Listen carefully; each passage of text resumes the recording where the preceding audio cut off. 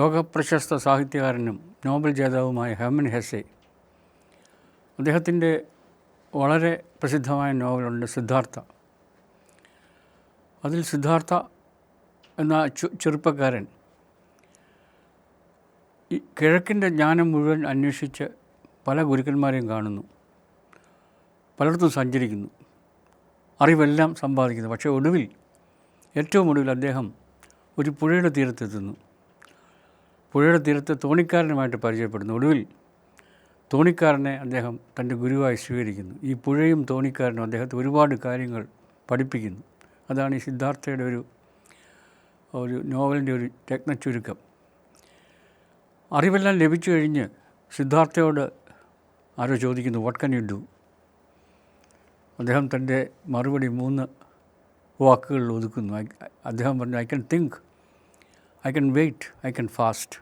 3 കാര്യങ്ങൾ. I can think, I can wait, I can fast. ഇതിനെക്കുറിച്ച് എനിക്ക് എൻ്റെ മനസ്സിൽ കടന്നുകൂടിയ ചില ചിന്തകൾ നിങ്ങളുമായിട്ട് ഷെയർ ചെയ്യണമെന്ന് മാത്രമേ ആഗ്രഹിക്കുന്നു. ഒന്നാമത്തെ, ഐ ക്യാൻ തിങ്ക്. തോട്ടെന്ന് പറയുന്നത് മനുഷ്യന് മാത്രമുള്ള, മറ്റോ ജന്തുക്കളൊക്കെ കുറച്ചൊക്കെ ഉണ്ടായിരിക്കാം, പക്ഷേ അഗാധമായ തോട്ട് അല്ലെങ്കിൽ തിങ്കിങ് മനുഷ്യന് മാത്രമേ സാധ്യമാകുള്ളൂ. ഈ മനുഷ്യരെക്കുറിച്ച് പറയും, അവർക്ക് 2 പൗരത്വമുണ്ട്. ഒന്ന് ബാഹ്യമായ പൗരത്വം, മെറ്റീരിയൽ വേൾഡ്.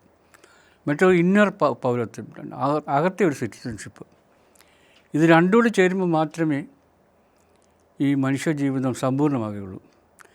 നമുക്കറിയാം, ബാഹ്യമായ ലോകം പോലെ തന്നെ പ്രധാനം, അല്ല ഒരുപക്ഷെ അതിൽ കൂടുതൽ പ്രാധാന്യമാണ്, നമ്മൾ കാണുന്നില്ലെങ്കിലും അത് കൂടുതൽ പ്രധാനമാണ്.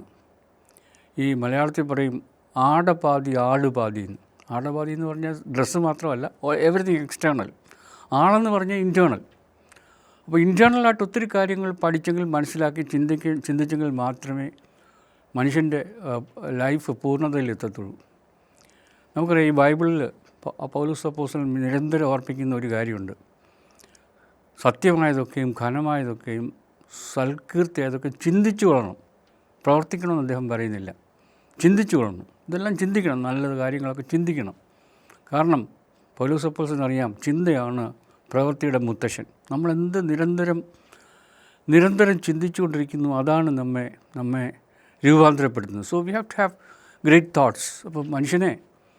അപ്പോൾ യുവജനങ്ങൾ പ്രത്യേകിച്ചും അറിഞ്ഞിരിക്കേണ്ട ഒരു കാര്യം, you have to have great thoughts. അതെങ്ങനെ സാധിക്കുന്നുള്ളൂ? അവനവൻ്റെ മനോധർമ്മം അനുസരിച്ച് നല്ല വായനയിലൂടെ, നല്ല മറ്റുള്ളവരുടെ നല്ല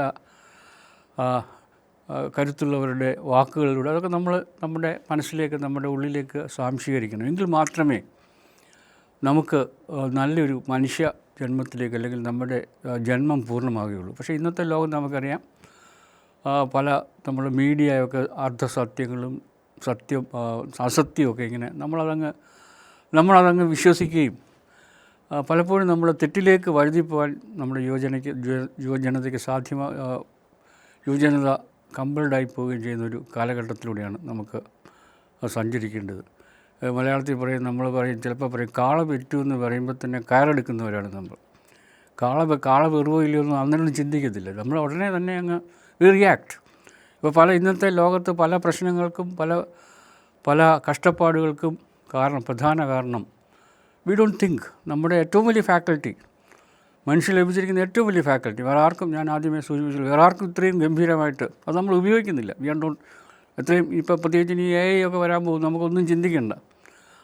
അപ്പോൾ നമ്മുടെ ബുദ്ധി പ്രയോജനരഹിതമായി ഏതെങ്കിലും ഒരു മസിൽ നമ്മൾ ഉപയോഗിച്ചില്ലെങ്കിൽ അത് പ്രയോജനരഹിതമായി പോകുമെന്ന് പറഞ്ഞാൽ, ഇത്രയും മനോഹരമായൊരു ഇൻസ്ട്രുമെൻ്റ് നമ്മുടെ കൈ കിട്ടിയിട്ട് അത് ഉപയോഗശൂന്യമായി പോകുന്നു എന്നുള്ളത് നമുക്ക് ദുഃഖകരമായ ഒരു കാര്യമാണ്. So that is the first thing I have to say.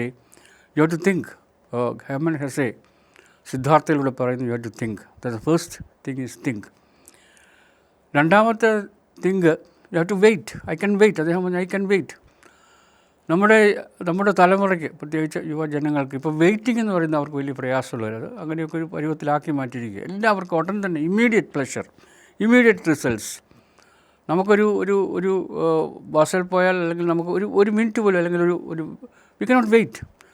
അതൊരു കാലഘട്ടത്തിൻ്റെ, അല്ലെങ്കിൽ ഒരു പുതിയ കാലഘട്ടത്തിൻ്റെ സവിശേഷതയായിരിക്കാം. You cannot wait. But Hermann Hesse says that waiting is very important.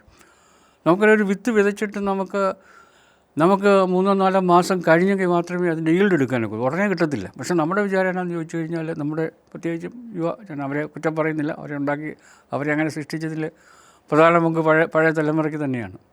അവർക്ക് വെയിറ്റ് ചെയ്യാൻ അതില്ല. ഇപ്പോൾ നമുക്കറിയാം, പലപ്പോഴും നമ്മൾ ഹോട്ടലിലൊക്കെ ഇപ്പോൾ പലപ്പോഴും കണ്ടിട്ടുണ്ട്. ഇപ്പോൾ ഹോട്ടൽ 5 മിനിറ്റ് ഫുഡ് കിട്ടിയില്ലെങ്കിൽ പലപ്പോഴും ഹോട്ടൽ ഉടമയെ മർദ്ദിക്കുന്നോ ഹോട്ടൽ തല്ലി ഉടയ്ക്കുന്നോ ഒക്കെ കാണുന്നുണ്ട്. വൈ? ബിക്കോസ് ഇതിൻ്റെ പിന്നിലുള്ള പ്രയത്നം, എത്രയോ ആളുകളുടെ പ്രയത്നം, വിത്ത് വിതയ്ക്കുന്നത് തൊട്ട് ഹാർവെസ്റ്റ് ചെയ്യുന്നത് തൊട്ട് അത് ലോറിയിൽ എടുത്ത് മില്ല് വിടുമ്പോൾ എത്രയോ പേരുടെ പ്രയത്നം, അതാണ് നമുക്ക് മനസ്സിലാകുന്നത്. അവർക്ക് ഉടനെ വേണം. You cannot wait. Hermann Hesse പറയുന്നു, യു ഹാവ് ടു വെയിറ്റ്. കാരണം ഈ വെയിറ്റിംഗ് എന്ന് പറയുന്നത് നമ്മുടെ ഒരു ജീവിതത്തിൻ്റെ ഒരു പ്രധാന ഘടകമാണ്. We have to wait. that is the one of the most important aspects of human life. We have to wait.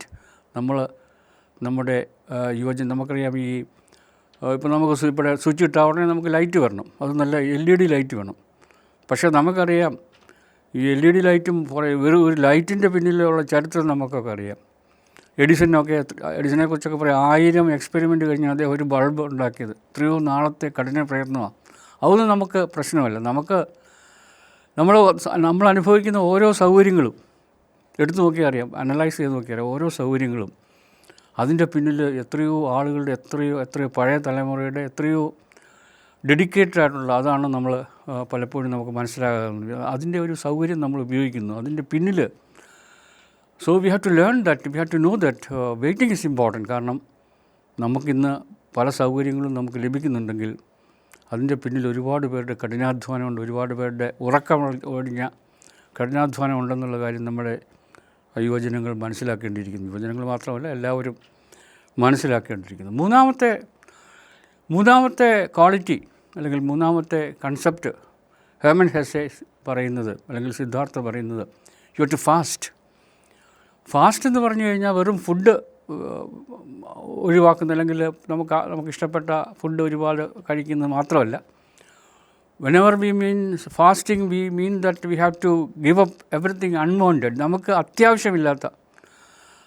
ഏറെ അത്യാവശ്യമില്ലാത്ത കാര്യങ്ങളൊക്കെ നമ്മൾ ഉപേക്ഷിക്കുക എന്നുള്ളതാണ്. നമുക്കറിയാം, ഈ ഒരുപാട് കൺസ്യൂം ചെയ്യുന്നതിൻ്റെ ഒരു ഫലമാണ് ഇന്ന് നമ്മുടെ എർത്ത്, നമ്മുടെ ഭൂമി ഇത്രയും മോശമായി പോയതിൻ്റെ അടുത്ത കാലത്ത് 100-150 വർഷം കൊണ്ടാണ് ഇത്രയും മോശമായി. അതിനു മുമ്പ് ഇത്രയും കൺസംഷനുള്ള സാഹചര്യങ്ങളൊക്കെ വല്ലാതെ മെഷീൻസും അതും ഇതുമെല്ലാം ഉണ്ടായി. നമുക്കറിയാം, ഭയങ്കര പെട്ടെന്ന് നമുക്ക് കൺസ്യൂം ചെയ്യാനുള്ള